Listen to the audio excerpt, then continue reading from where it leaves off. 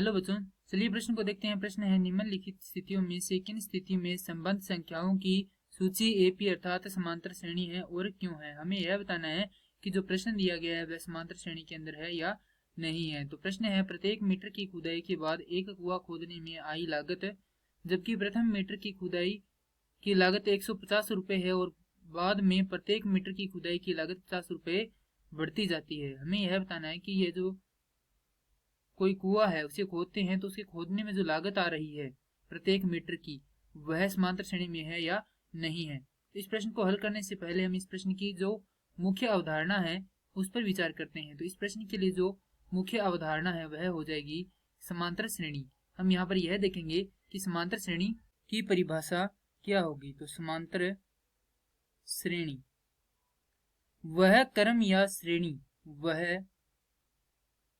या श्रेणी जिसके प्रत्येक पद का अंतर समान रहे अर्थात बराबर रहे, तो वह किस प्रकार की श्रेणी कहलाती है, समांतर श्रेणी कहलाती है।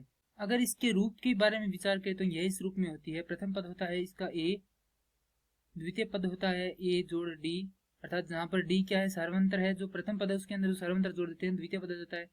उसके बाद तृतीय पद के लिए सार्वंतर को 2 बार जोड़ते हैं अर्थात 2d। उसी प्रकार चतुर्थ पद के लिए सार्वंतर को 3 बार, और इसी प्रकार चलते हुए जो nवां पद है उसके लिए हो जाएगा a जोड़ n घटाव 1 गुणा में d। अब प्रश्न को हल करते हैं। प्रश्न में दिया गया है कि प्रथम बार खुदाई की लागत कितनी है, 150 रुपये, यानी कि जो प्रथम पद है वह हो गया 150 रुपये, और बाद में प्रत्येक मीटर की खुदाई पर लागत 50 रुपये बढ़ जाती है। तो जहां पर जो प्रथम पद है उसके अंदर कितने जुड़ रहे हैं, 50 रुपये जुड़ रहे हैं। तो यानी कि यहाँ पर भी इसी प्रकार से 2 गुना 50, यानी यहाँ पे जो 1 मीटर खोदेंगे तो 150 रुपये, दूसरे मीटर को खोदेंगे तो उसके अंदर क्या हो रहा है, जो 150 है उसके अंदर कितने बढ़ रहे हैं, 50 रुपये। तीसरे मीटर के लिए 50 रुपये 2 बार जुड़ रहे हैं।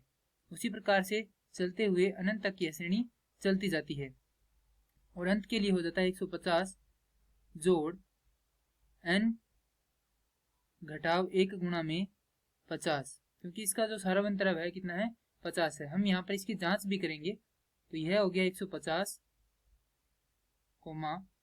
200, 250, 300, इसी प्रकार यह चलती रहती है। अब हम यहाँ पर यह सिद्ध करेंगे कि यह एक समांतर श्रेणी है या नहीं है। तो इसके लिए प्रथम पद है a 150, और जो समांतर श्रेणी उसके होने के लिए यह आवश्यक है कि उसका जो सार्वंतर वह क्या रहे, बराबर रहे। तो हम सार्वंतर के लिए सूत्र होता है an, यानी nवें पद में से जो nवें पद से पहला पद है उसको घटा देते हैं।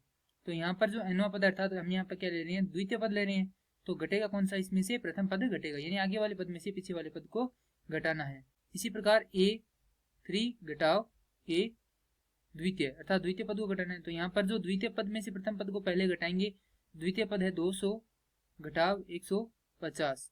उसी प्रकार यहाँ पर 250 घटाव 200।